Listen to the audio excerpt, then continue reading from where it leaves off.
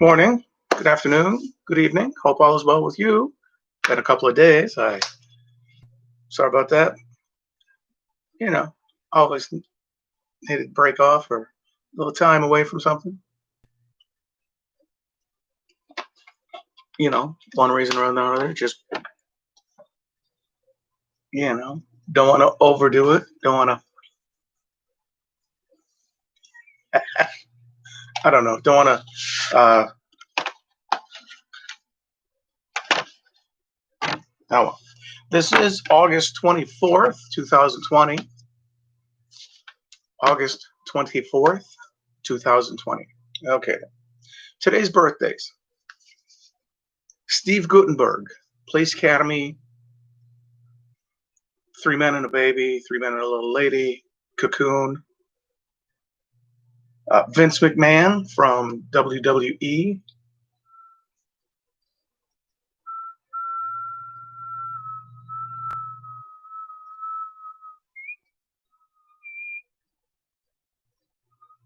Sorry about that. Where was it? Rupert Grint, Harry Potter movies. Beth Riesgraf. I could be mispronouncing her name. It could be Riesgrave. I'm not sure. She's on the show Leverage. Only thing I know her from. I don't know if she's done anything else. I didn't look to see if she did anything else. I know she was married to Jason Lee, who played Earl on My Name is Earl.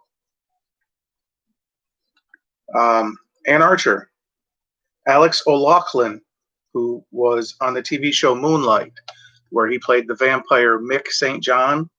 That was 2007 to 2008. I want to say there were two seasons.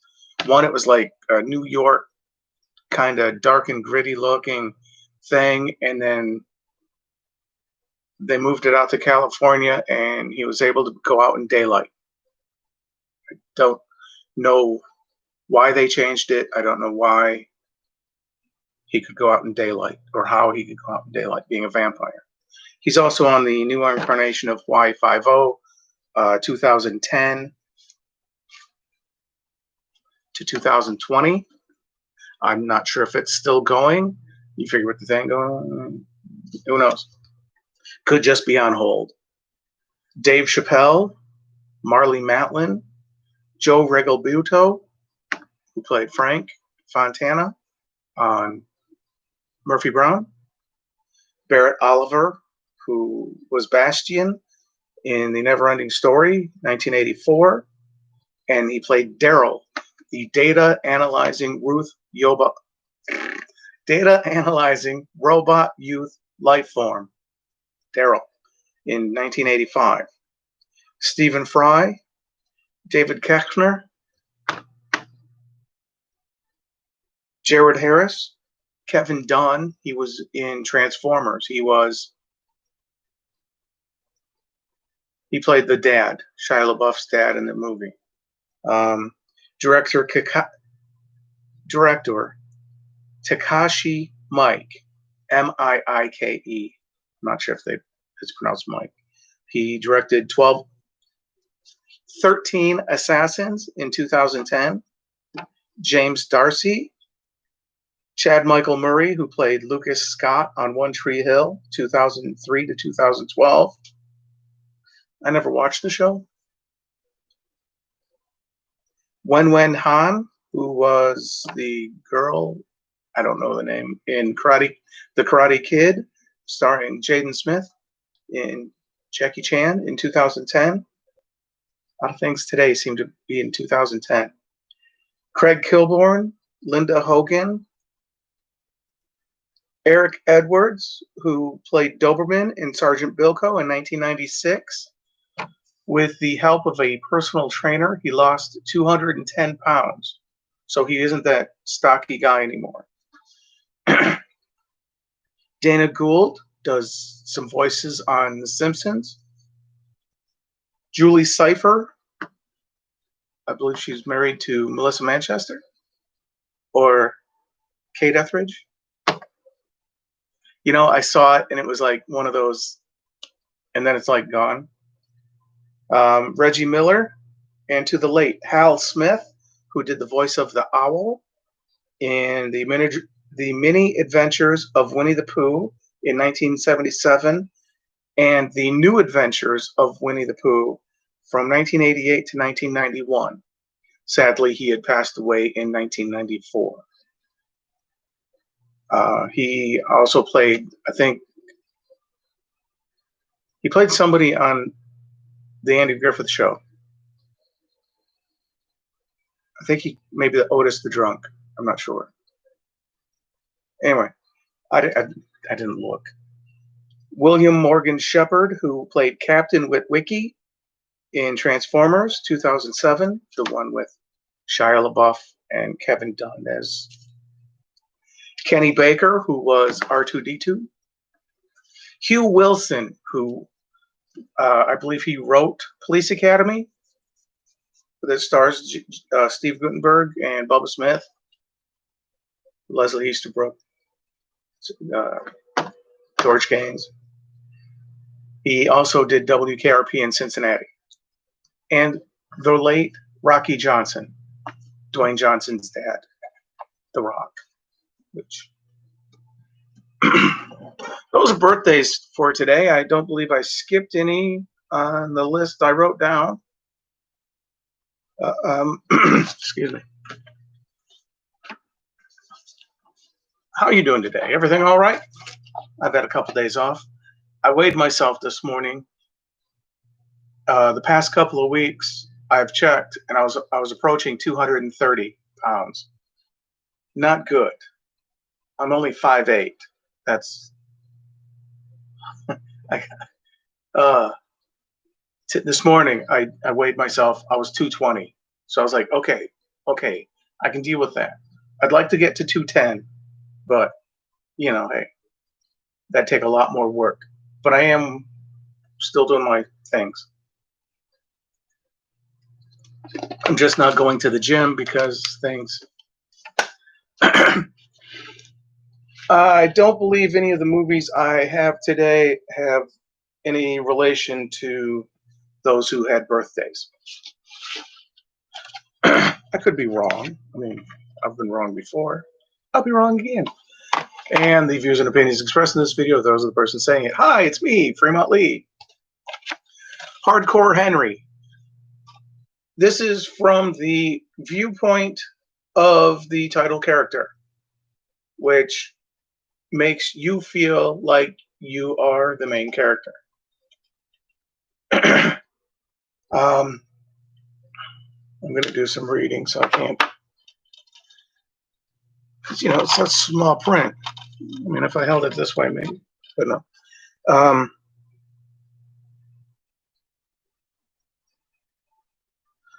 Charlton Copley, I'm not sure how that's pronounced. He played Murdoch in the A-Team movie that came out with Liam Neeson, Bradley Cooper, and Quentin Rampage something. Totally spaced it. Anyway, but he played Murdoch. Sadly, there were a few deaths, or a death and an accident that actually, because of the death, there was a couple of accidents, but one of them resulted in the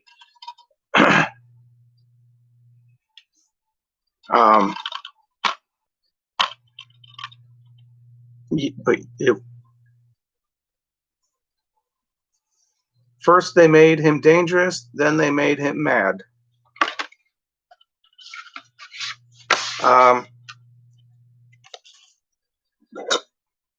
Excuse me.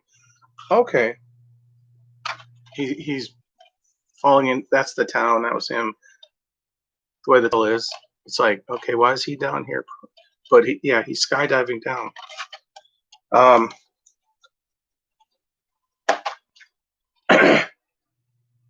Aside from Charlton Copley, none of the names really looked familiar to me.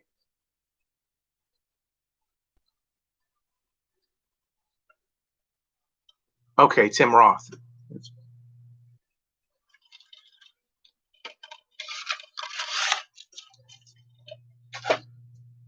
Tim Roth. God, Was he the? Was he? I want.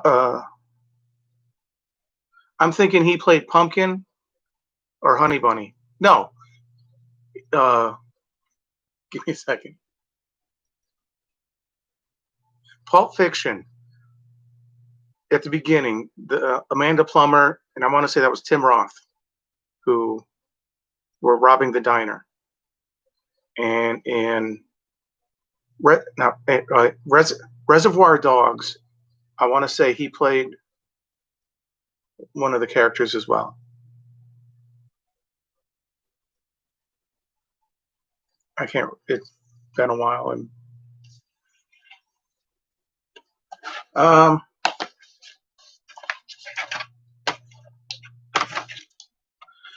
okay, this is probably one of the closer kid-friendly movies I have in this stack today. The Incredibles. No capes. Lily Tomlin was offered the part of Edna E. Mode, was the thing. But the clip they showed her, she said, "Why? You already have it." It was, I want to say, the director, Brad Bird, who did the voice. Because the animation department for the movie, which computer thing, they would have a temporary voice in the thing to have it so they can see how it looks and whatnot, so they can match the voice with the thing. So Brad Bird did the voice, and Lily Tomlin had kicked herself afterwards because it became such a big movie, but because yeah, they had offered her that role. It's like Billy Crystal. He was offered the part of either Woody or Buzz. I can't remember which. But he had turned it down because he didn't want to do a cartoon movie.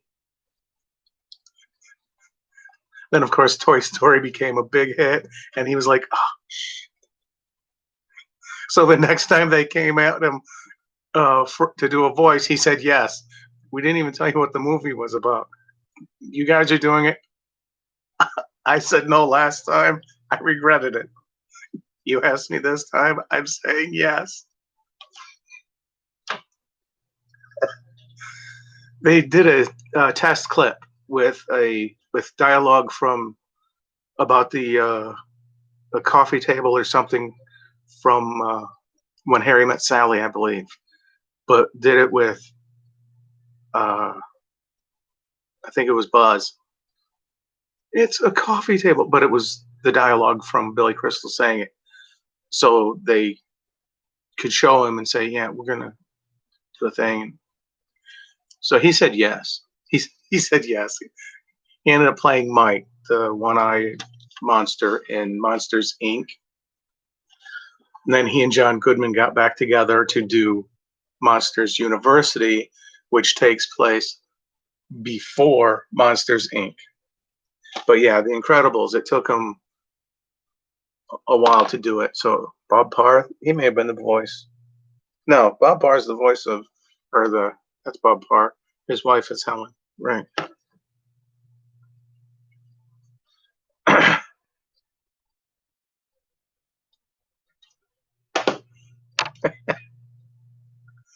That was probably the most kid-friendly.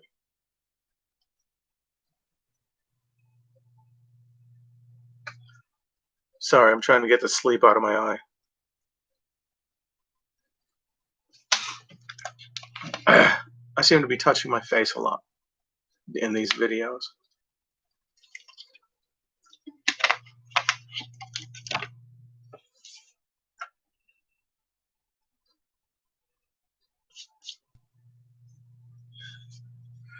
Okay, this next one isn't.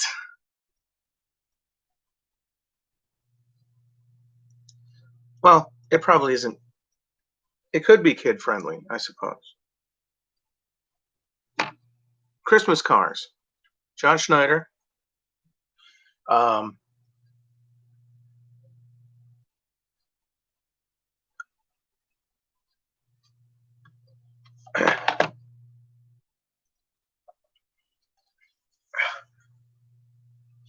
sorry, I don't know what that is. Could be something in my eye and not my finger. Um, anyway,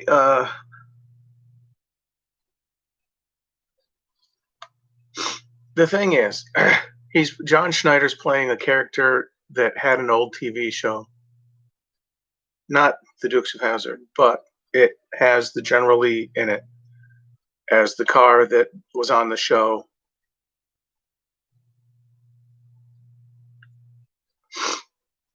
He is selling the cars, merchandise for from the show, and he's because he owes like because the it's sort of autobiographical.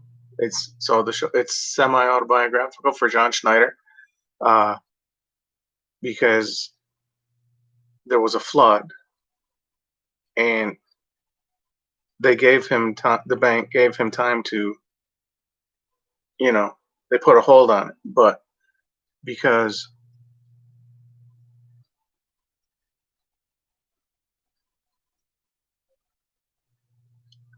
uh, they play they he has the banker guy kind of as JD Hogg, like to where he's like, oh, that we just there was that time that, so yeah, you still owe money. And he's like, yeah. So to raise money, he's like selling the cars, uh, little toy cars of the General Lee as to help try and help make uh, the money for to pay off like the either the loan or the something that he needed to pay off. So he was autographing the cars. So because there was I don't want to say a retailer, but there was somebody who made the cars. But it's like, yeah, we have like extra stock, and it's like, well, how much is it going to cost me? How low can you go to where you're still making money that I can get these? So he ends up buying them on credit in order to, and then sells the cars. Then the bank guy in the fashion of J.D. Hogg from the Dukes of Hazzard uh, tries to put like, oh, because the rebel flag, which if you've ever watched the Dukes of Hazzard, they weren't racist, and the flag was just a battle flag that, I don't. I mean, there's a whole thing in there. Uh, so yeah, it's like that. I don't.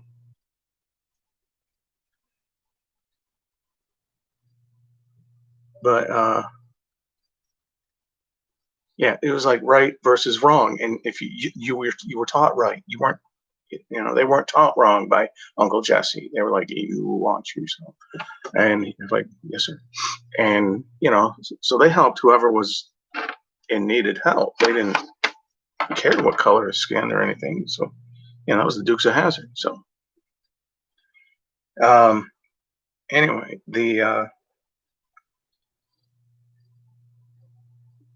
end up having he ends up having an accident because what calms his nerves or what gets him to clear his head of everything is to drive. So he drives his car around the property, and there was a fallen tree, and somebody had messed with the car, which don't ever mess with someone's car. That's if you're fixing it, one thing, but no, the brakes were out on the car, or so it wouldn't go.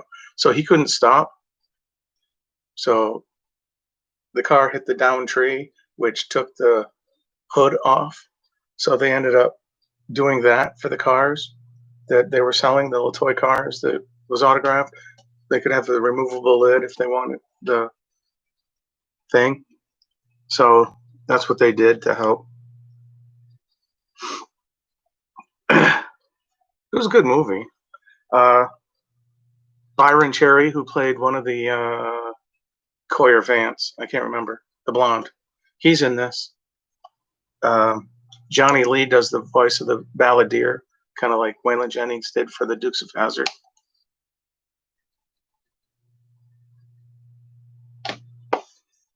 It was a good movie. I mean, you know,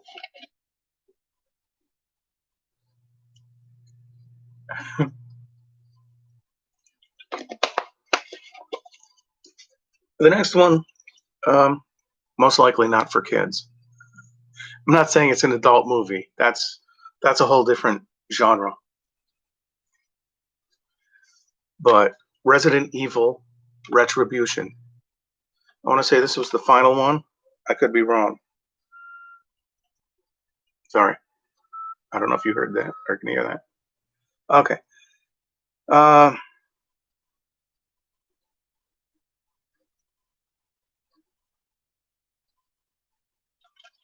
yeah, I don't know if this was the last one. 2012.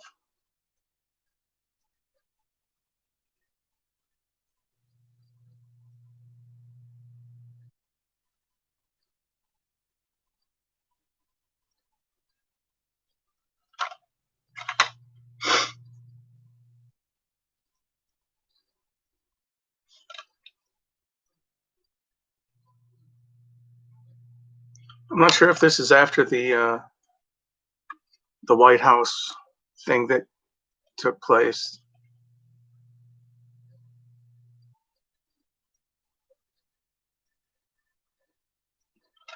I don't know. I never. I don't know the order of the way these came out. You figure with Friday the 13th, it was Friday the 13th, Friday the 13th Part Two, Friday the 13th Part Three. You know, and then they'd have like in 3D and Part Four, the beginning. It's like, you know, you kind of understand. I don't know if that was four. I think it was a new beginning. But anyway, you kind of knew. Okay, this is that's the order. It's like the James Bonds. It's like the James Bond movies. I mean, there was an order in which they were made, but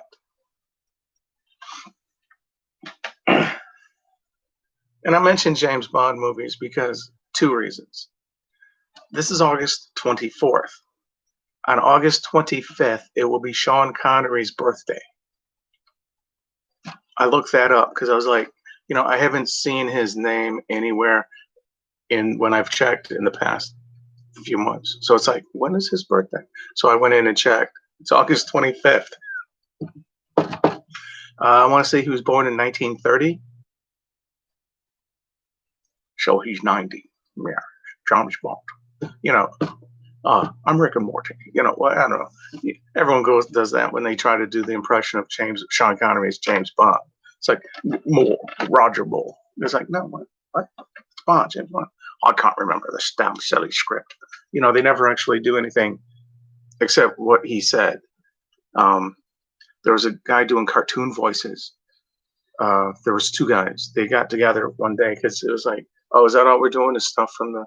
Because the one guy was doing like stuff that the characters weren't popular for saying, but he like in everyday language. How much are grapes? You know, just.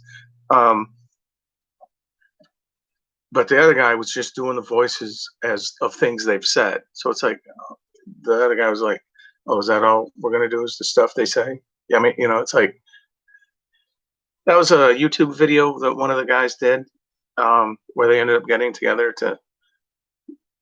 But yeah, it was.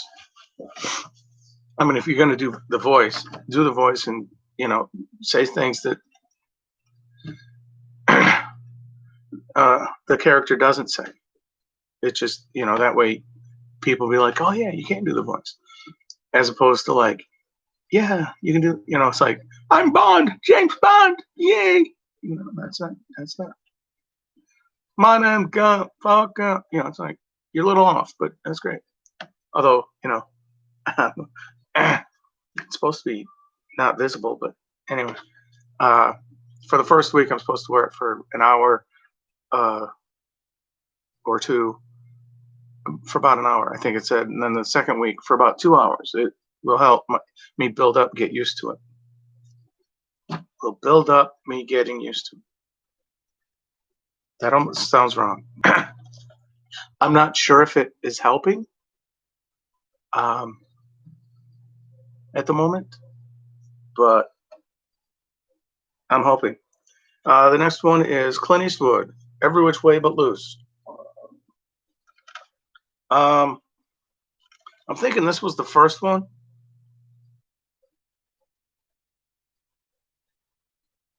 Philo Beto is your regular, easygoing truck driving guy. He's also the best barroom brawler west of the Rockies, and he lives with a 165-pound orangutan named Clyde. Like other guys, Philo finally falls in love with a flighty singer who leads him on a screwball chase across the American Southwest. Nothing's in the way except a bike motorcycle gang, two sneaky off-duty cops, and legendary brawler Tank Murdoch. Every Which Way But Loose is a change of pace for Clint Eastwood, and it proved to be one of the most popular films, with a soaring country score and a solid supporting cast, including Sandra Locke, Jeffrey Lewis, Beverly D'Angelo, and the great Ruth Gordon. It's in every which way possible a grand time for all.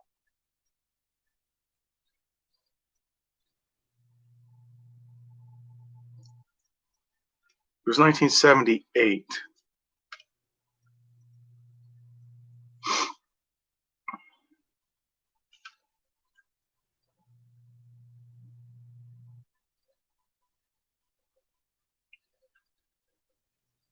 It doesn't mention the guy he fights at the end of the other one. And so I want to say this is the first one because the second one, Any Which Way You Can, I want to say was the second one because although it could have been the first one,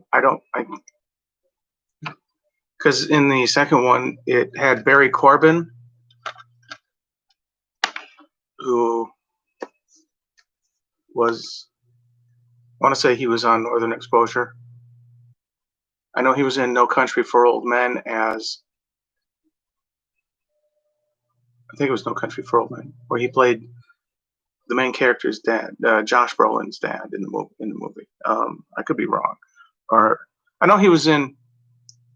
He played a retired sheriff in Critters 2. That's Barry Corbin. He flies a plane in this one, and instead of flying to where they're going, he just out on the road and they're just going.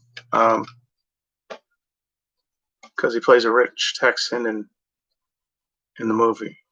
And I want to say that's the second one, or the one Any Which Way You Can. Every Which Way But Loose. I mean, they were both decent movies for what they were, but that's me.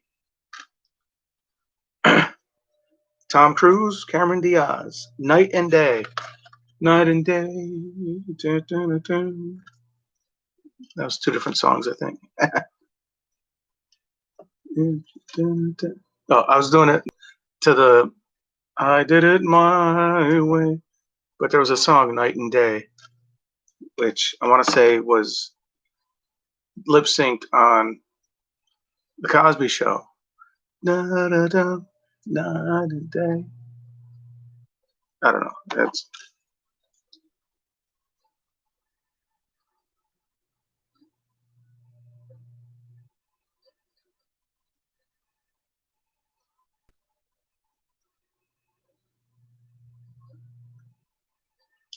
I'm not sure if they were going to try and do more sequels to this because it seems like it could have been a James Bondian type thing.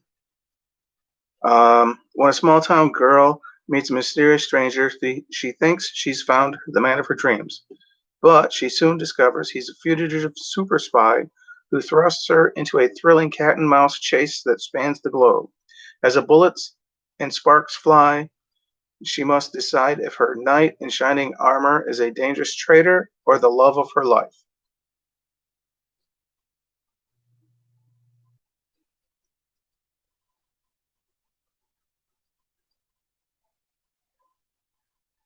It was a good action movie. It had its comedy moments.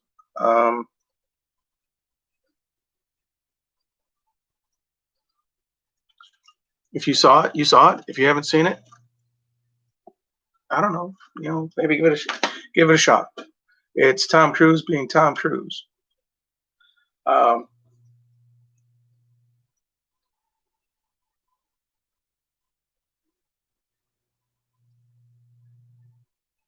yeah. Uh, 30 minutes. Inferno. It's follow up to the Da Vinci Code and the other one. I think this is the third one. Yeah, the Da Vinci Codes and Angels and Demons were just the beginning. Um,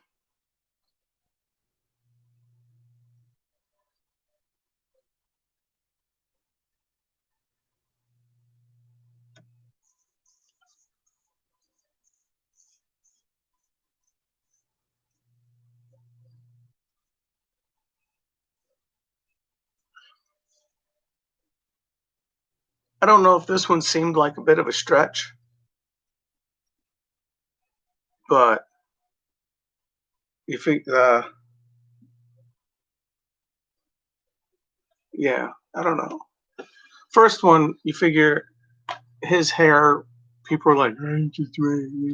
Yeah, it's the way the cat. I mean, look at your hair. You're wearing a mullet. You're wearing a beehive. This isn't the '50s. It's like, I mean, if you have the hair, you can do it, fine. But that's got to be like, and although that dreadlocks type of thing. You have a beehive. That's gonna be there. You can't. That has to stay like that for a while. You can't change that out the next day or wash your hair and then try and do it. No, it's got to stay like that. You can't. But the dreadlocks, you don't wash your hair. From what I understand, it just gets like matted. I'm not actually sure. As you can see, I don't have enough hair to do that. Can't do a mohawk either. Can't do a lot. This is what it is. Put a toupee on me, I'm Sean Connery. Uh, you know, yeah, he wore one in every James Bond movie he appeared in.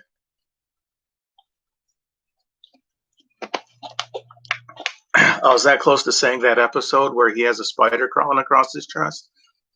Mm. But in the movie where the tarantula is going across his chest, that isn't Sean Connery.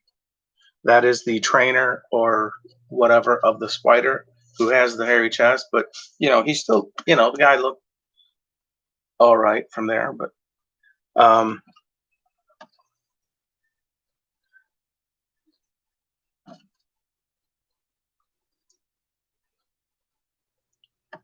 if you ever watch the James Bond movies, you should watch them in order. Um, because if you watch like something from the '90s or 2000s or anything recent, and then go back to something of the earlier works like Doctor No, um, the special effects, the gadgets, a lot of that, it's like, oh wow, that is totally a downgrade from the stuff that is new. Yeah. Excuse me. Um, I did that once. I saw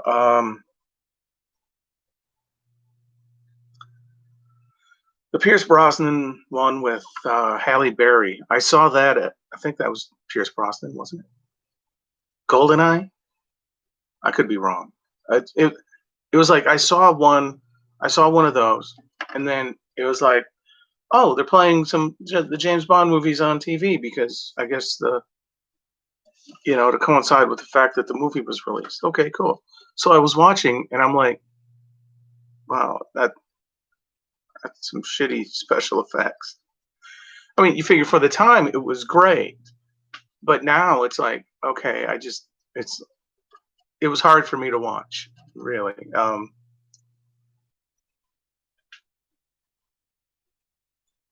Because in some of the scenes, it's like, yeah, okay, It actually looks like they're driving across the water. Okay, great. But there was one. I don't know which one it was, but they were skiing. There's probably been a couple of them where they've skied. I know on Her Majesty's Secret Service, George Lazenby skis. He was an athlete. I mean, he fit the, like he could have been, because jujitsu, taekwondo, whatever it is he does, where it's like he actually, was doing that type of stuff. I'm not sure which one. I looked at it. It's like, oh yeah, then that's why they hired him. Because he was a model. So it was like, but anyway, he wasn't an actor. But anyway, yeah. But the special effects. There was one where they were skiing. I'm not sure which movie. Probably driving as well, because if you look, the background is looks like it's on a film, to where and then the car is just like sitting there driving, and the background doesn't look.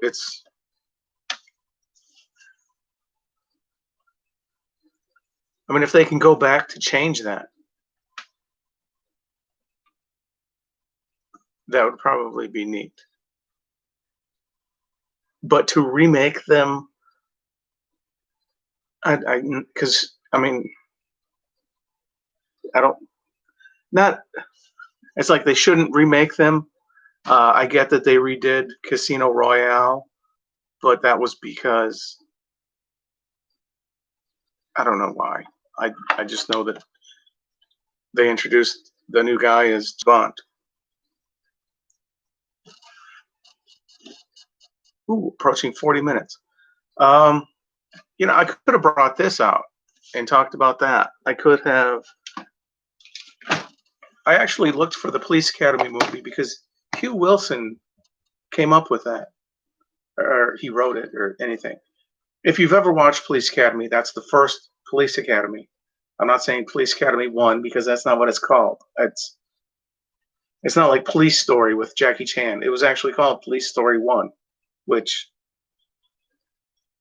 may have been the translated something from something else. I don't know. But Hugh Wilson plays the motorist that Bubba Smith bumps into at the stop sign because Steve Guttenberg didn't tell him to stop. Because Bubba Smith's character in the movie doesn't know how to drive. But that was Hugh Wilson as the motorist that gets bumped into at the stop sign. He gets out yelling at him, "What the hell, man? Something, blah." Then he kind of reaches in and sees Bubba Smith sitting in the back seat of the car, holding the steering wheel in the front seat, type of thing. And he kind of like, and he walks back to his car. He's like, I don't know if he ever made an appearance on his show, on WKRP.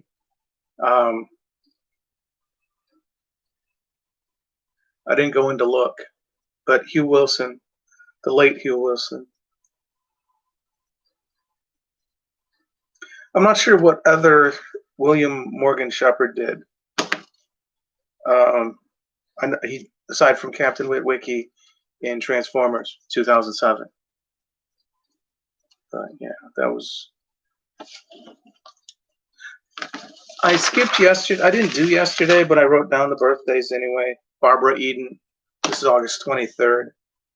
Barbara Eden, Shelley Long, Rick Springfield, Richard Sanders, who played Les Nessman on WKRP, Chris Potter, Ray Park, Scott Kahn, Jay Moore, Ed Gale, who played Howard the Duck. He did other things than that. It's Leslie Bogart, daughter of Humphrey Bogart and Lauren Bacall.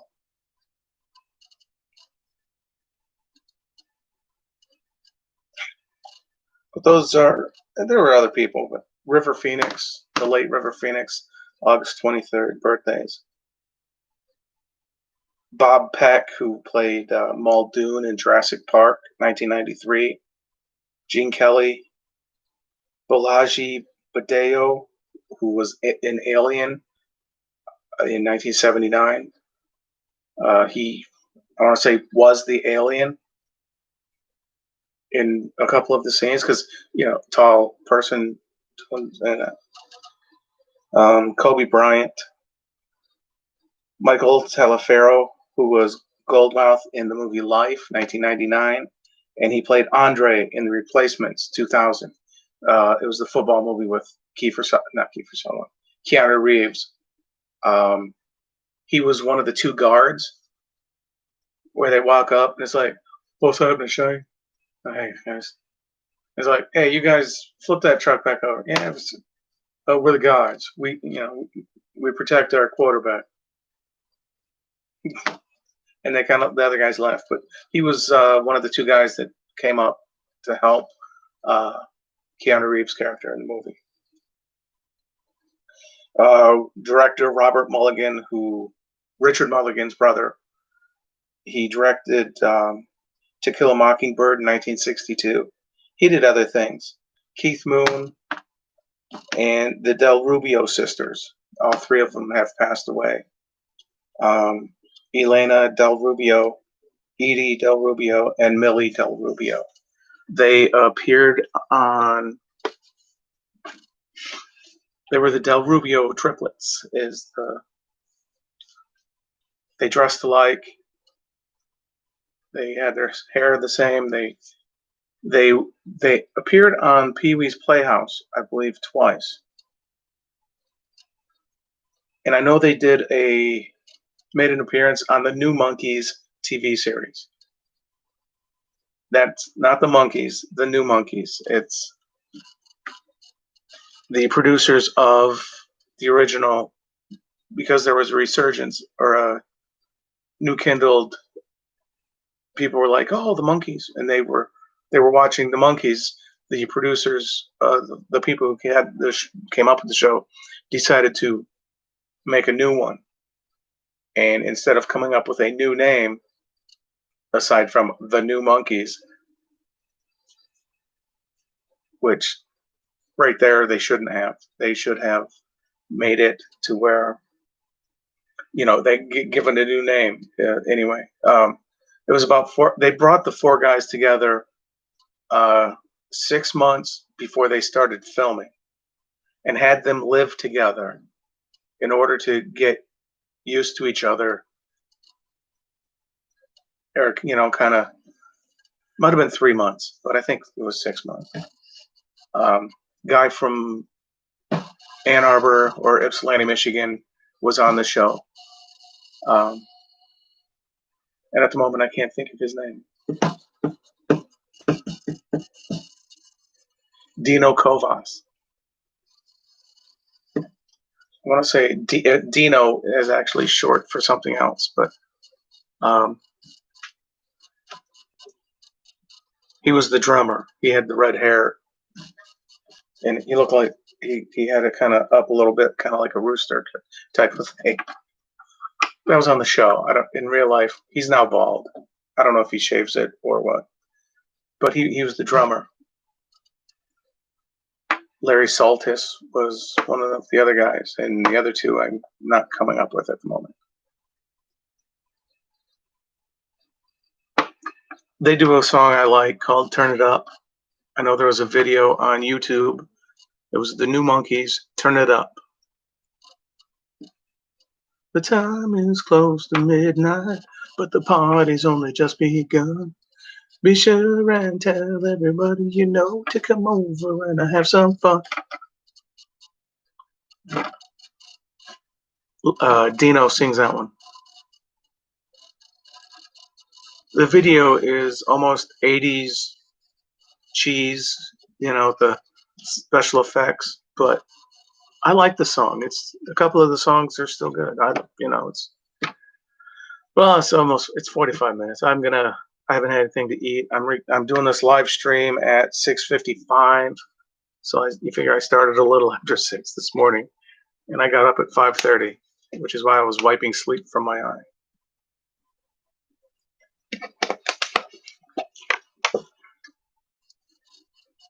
Hope all is well with you. I do. I really do. I'm looking at you. See, I'm looking at you. I'm not paying attention to myself. I'm looking at you. What are you doing? That's a little weird. No. I can't see you, as far as you know. I'm kidding. I'm kidding.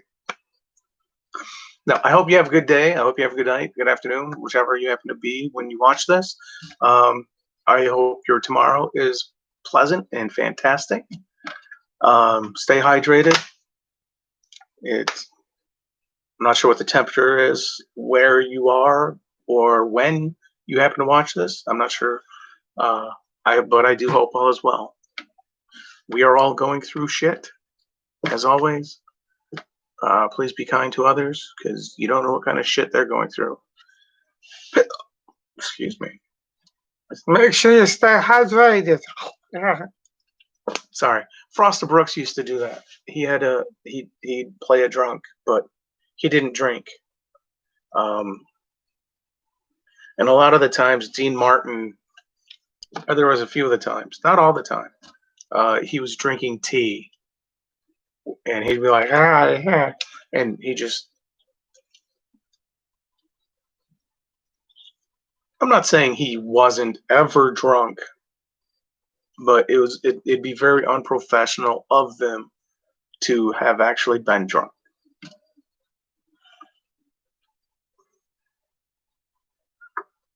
So, thank you for watching. I hope your August 24th is a pleasant day. If you happen to be watching this at a later time, I was going to say later time, on a later date or at a later time than it is of the 24th of August, 2020. I hope you have a great day whenever you happen to be watching this, or your next day happens to be great, depending on, as I said, when you watch this. Because if you're watching it at night, like, oh, I'm going to bed. Oh, I'll watch this. I hope your next day is great. Your morning, you wake up refreshed at the time in which you need to wake up. So yeah. Hope all is well. Take care. Thanks again for watching. Views and opinions expressed in this video are those of the person saying it. Hi, Fremont Lee. Having a good day. Take care.